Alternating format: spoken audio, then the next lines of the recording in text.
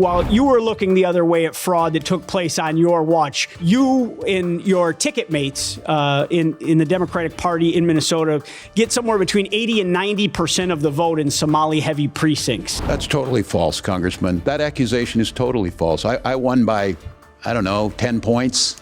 Hundreds of thousands of votes. He won by 21,000. We're talking about $9 billion in fraud. Your entire state budget's only $65 billion. I mean, this is a massive. You have the spreadsheet on that, Congressman, on the $9 billion? It seems like you've created a state of Minnesota that you're free to come and set up shop of almost every category and make fraud. You had a direct political benefit to this fraud. That's an impeachable offense. Recognize Mr. Langworthy from New York. Thank you very much, Mr. Chairman.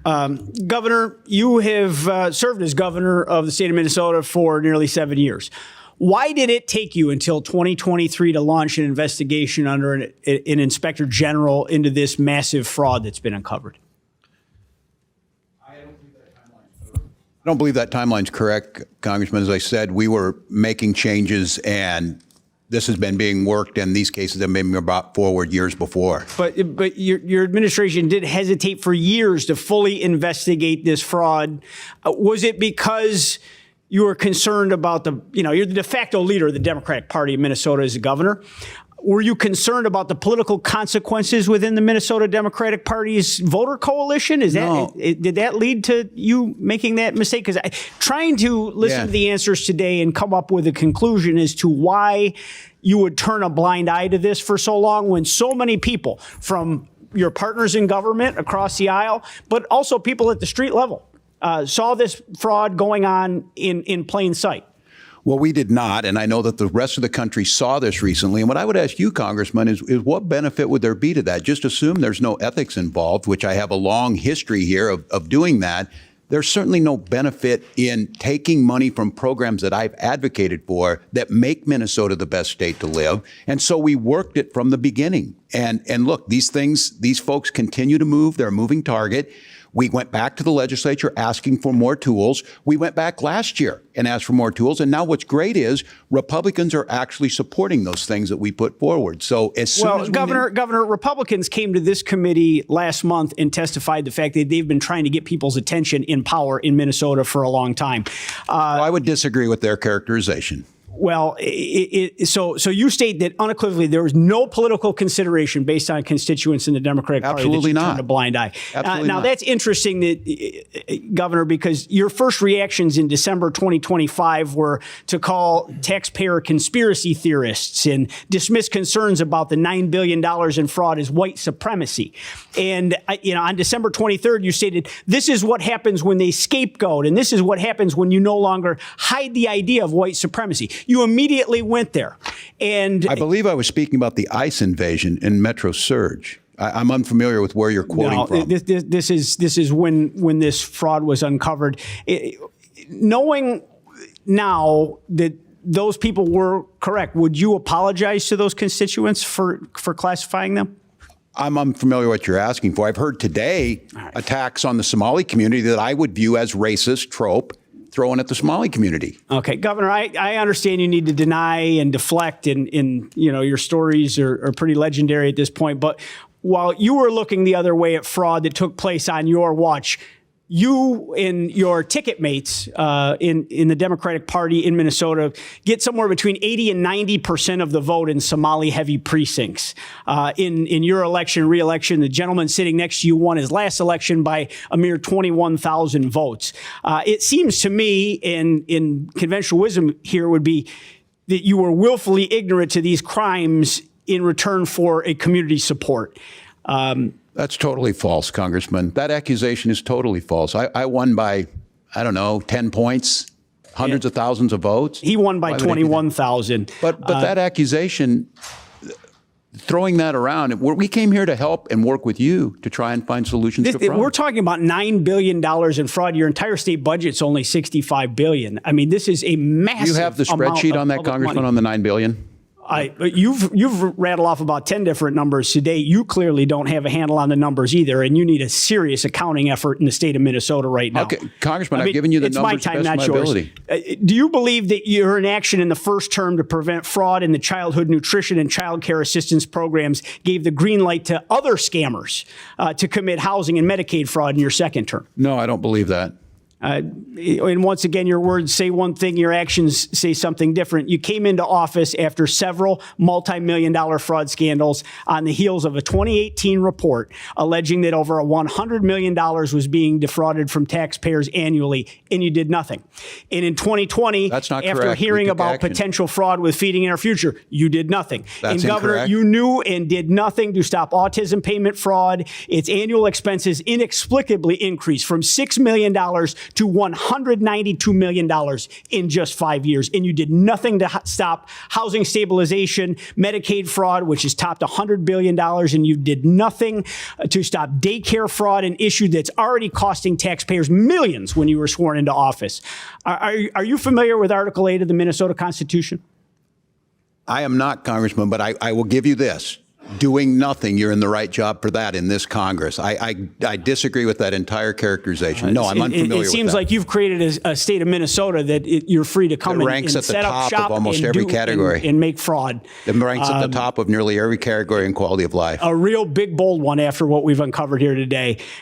Article 8 country's states seen what that Minnesota's Minnesota made of. officers, including the governor, may be impeached for malfeasance or nonfeasance in the performance of their official duties. Well, billions of dollars of taxpayer money were allowed to be lost to fraud. Whistleblowers were ignored. It's extremely well documented, and those people were punished.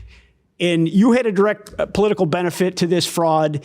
That's an impeachable offense. Mr. Chairman, I yield back. Gentleman yields back, and I think you heard the bell. I know votes are being called, so the ranking member and I have deferred any closing statements until we come back. I want to thank our witnesses for being here. We appreciate your testimony. Hopefully, you all will read the committee report and protect the whistleblowers, and hopefully we can hold some people accountable who have committed fraud. Pursuant to the previous order, the committee will recess for floor votes. We plan to reconvene right after the vote series. The committee stands in recess. Chair recognizes Mr. Grothman from Wisconsin. Thank you. We'll go for Governor Walz again.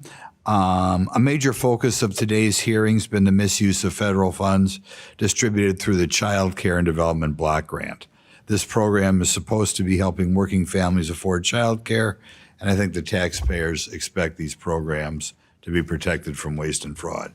Most states operate these programs responsibly. The national improper payment average is about 4%. As you know, I kind of watch what's going on in Minnesota because it's a state adjacent to Wisconsin. And it's amazing if you're a congressman, the number of people who get Minnesota and Wisconsin confused. But when that number climbs above the national average of 4%, it should be a warning sign that oversight has failed. Minnesota's improper payment rate got up to 11%. It's not a small administrative mistake, over almost 3 times the national average. That is a system that's clearly not being monitored the way it should be. When Wisconsin had a similar program several years ago, when I was in the state legislature, in 2010, we uncovered fraud in our child care assistance program. Wisconsin did not look away. We took responsibility, implemented serious reforms, and those reforms included expanding background checks for providers, creating a dedicated fraud investigation unit, strengthening eligibility requirements, and instituting a comprehensive audit system. That would have been when Scott Walker was governor. Because of these reforms, Wisconsin now has an improper payment of under 1%. So in other words, we almost totally wiped out the problem. Didn't happen by accident. It happened because Governor Walker took responsibility and acted quickly. He thought fraud was a problem. Governor Walz, Minnesota had similar warning signs. Investigators, auditors, even internal officials kept raising concerns about fraud in social service systems. And it didn't just cost taxpayers money. These programs are meant to help children and working families. When fraud drains millions of these dollars from these programs, that money is not reaching the people it was intended to serve. First of all, Governor Walz, when did your administration first become aware that fraud risks were escalating in Minnesota's Childcare Assistance Program?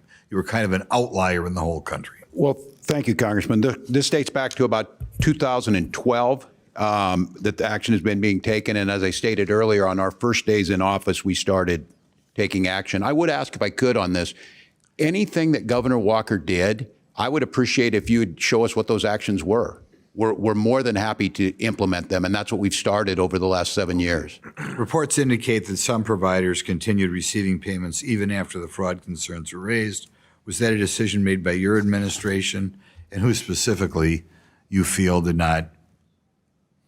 I can't speak specifically to which those were. Decisions are made at the department level, but I can't speak to what those allegations were. We're told it was still 11% under your administration. When fraud indicators appear in a program funded by federal taxpayers, do you believe the responsible action is to pause payments until those concerns are investigated?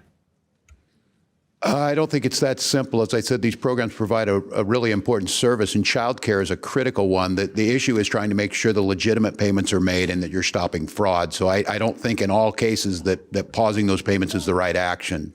Okay, just in general, I'll say when the fraud percentage reached 11% in Minnesota and we got it down under 1% in Wisconsin, I think it's a cause for concern. I'll give you another question because a little bit of this hearing wandered a little bit to what happened in your streets out there. When any agency comes to Wisconsin, any federal agency, I've talked to several of our sheriffs, could be ICE, could be Bureau of Alcohol, Tobacco, and Firearms, could be FBI, could be Secret Service. Our sheriffs always try to coordinate with the federal agencies, ask them what they need. You need us to set up a perimeter.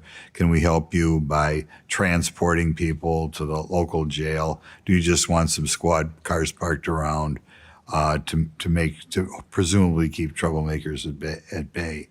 That was not done in Minnesota like it's routinely done in certainly all the world. I don't think that's a correct characterization. I think Tom Homan indicated that those things do happen and have been happening. During the time in which you had the serious riots or whatever you want to call them in Minnesota, I believe that you did not reach out for your state law enforcement to help out federal law enforcement, in part because you're a sanctuary state. And that is incorrect. Tom Homan indicated we are not. I don't know what to tell you, Congressman. We did. We want to cooperate. That's not what you saw on the streets. Right. We did not see cooperation. You saw ICE agents shooting people in the head. You saw little children being drug out. You saw ICE agents indiscriminately throwing smoke grenades. And I think what the world saw was peaceful resistance and a defense of their neighbors. So this is not about immigration reform. This was about an untrained force that came in, not with the intention of immigration. I would say that you did not have the interaction between local law enforcement and federal agencies that is routinely seen around the country. Thank you.